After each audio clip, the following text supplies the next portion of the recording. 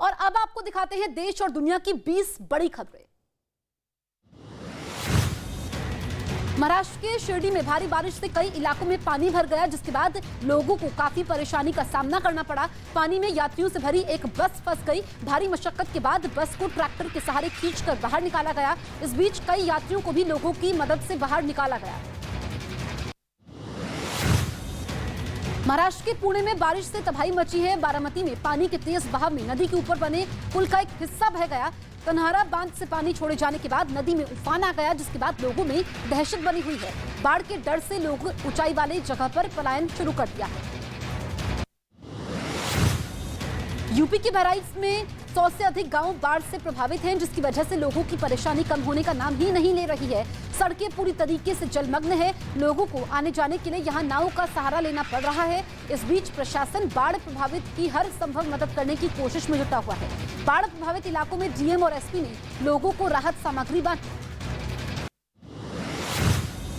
महाराष्ट्र के अहमदनगर में भारी बारिश ने तबाही मचाई है। बारिश के बाद आम जनजीवन अस्त व्यस्त है। भारी बारिश के बाद लोगों के घरों में पानी घुस चुका है। पानी से घर में रखा सामान खराब हो गया। सड़कों में चारों तरफ पानी ही पानी दिखाई दिया। लोगों का घरों से निकलने में भारी परेशानी का सामना करना पड़ रहा है।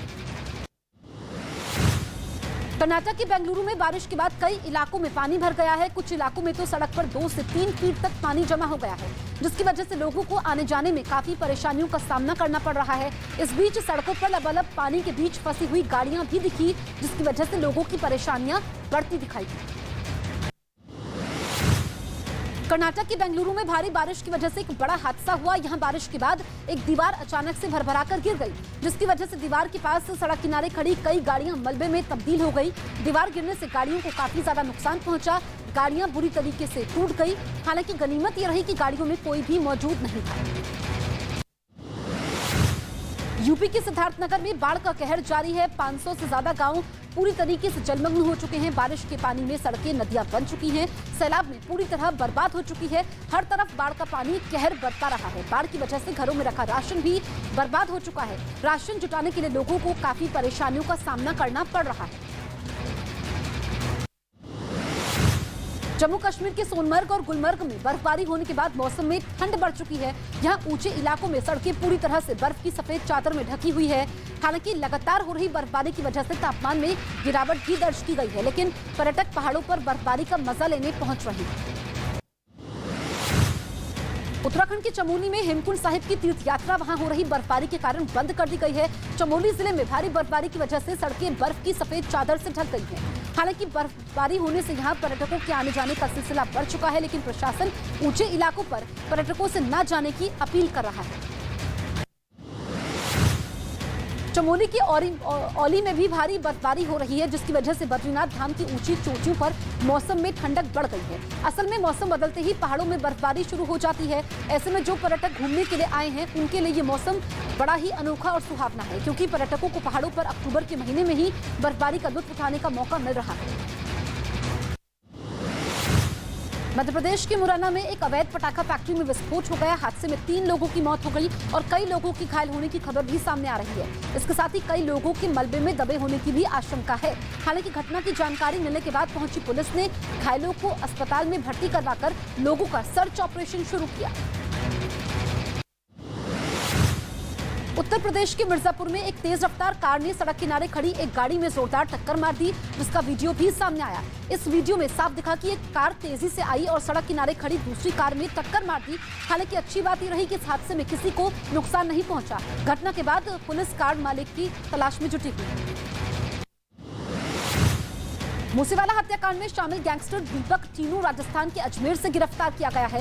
इसके पास से 5 हैंड ग्रेनेड समेत कई हथियार बरामद हुए हैं। कुछ दिन पहले पंजाब की मनसा से पुलिस कस्टडी से गैंगस्टर दीपक फरार हो गया था। स्पेशल सेल के मुताबिक दीपक मानसा से फरार होने के बाद भारत पाकिस्तान बॉर्डर राजस्थान के हनुमानगढ़ के बुखेड़ी में जाकर छिपा हुआ था।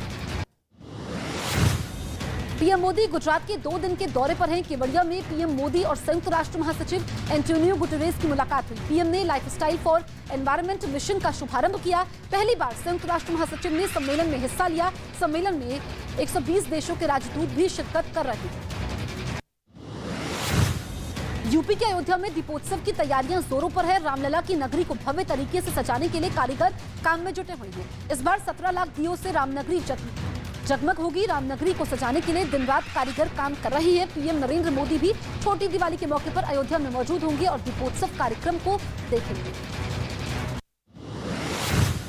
दिल्ली की केजरीवाल सरकार ने राजधानी में प्रदूषण को देखते हुए बड़ा फैसला लिया है। केजरीवाल सरकार ने दिल्ली में 1 जनवरी 2023 तक पटाखे रखने, बनाने, बेचने पर पूर्ण प्रतिबंध लगा दिया है। इसके साथ ही पटाखों के ऑनलाइन बिक्री और डिलीवरी पर भी रोक रहेगी। राज्य के पर्यावरण मंत्री गोपाल राय ने ट्वीट करके ये जानकारी दी। बीजेपी ने फैसले पर आपत्ति भी जताई है। बारिश के बाद गाजियाबाद में दिख रहा डेंगू का कहर। यहां अस्पताल में डेंगू के मरीजों की संख्या बढ़ रही है। 400 मरीज अभी तक जिले में मिले हैं। इसके साथ ही कई इलाकों में डेंगू का लार्वा भी मिला है। हालांकि इन आंकड़ों के देखने के बाद स्वास्थ्य विभाग भी अलर्ट हो गया है और लोगों से साफ सफाई रखने की अपील भी की गई है। जम्मू कश्मीर में कश्मीरी पंडितों और प्रवासी मजदूरों पर हमलों में हाइब्रिड और विदेशी आतंकवादियों के गठजोड़ की बात सामने आई है। सुरक्षा एजेंसियों के सूत्रों के मुताबिक जम्मू कश्मीर में इस वक्त 600 से ज्यादा हाइब्रिड आतंकवादी सक्रिय हैं, जो विदेशी आतंकवादियों की मदद कर रही हैं। अमेरिका के सॉल्ट लेक सिटी के पास F-35A लाइटनिंग फाइटर प्लेन दुर्घटनाग्रस्त हो गया, जिसके बाद उसमें आग लग गई। हालांकि पायलट को पहले ही बाहर निकाल लिया गया और जख्मी हालात में अस्पताल में भर्ती करवाया गया है। बताया गया कि हिल एयरफोर्स बेस के उत्तरी छोर पर फाइटर जेट उड़ान भरने के तुरंत बाद क्रैश हो गया। अमेरिकी एयरफोर्स घटना की जांच में जुटी हुई है। इंडोनेशिया की राजधानी जकार्ता में एक मस्जिद में भीषण आग लग गई। आग इतनी भयंकर थी कि देखते ही देखते मस्जिद का गुंबद ढह गया, जिसके बाद वहां मौजूद लोगों में अफरा तफरी मच गई। बताया गया कि मस्जिद में आग उस वक्त लगी जब वहां रेनोवेशन का काम चल रहा था। हालांकि गनीमत यह रही कि किसी भी तरह की जानमाल के नुकसान की कोई खबर नहीं।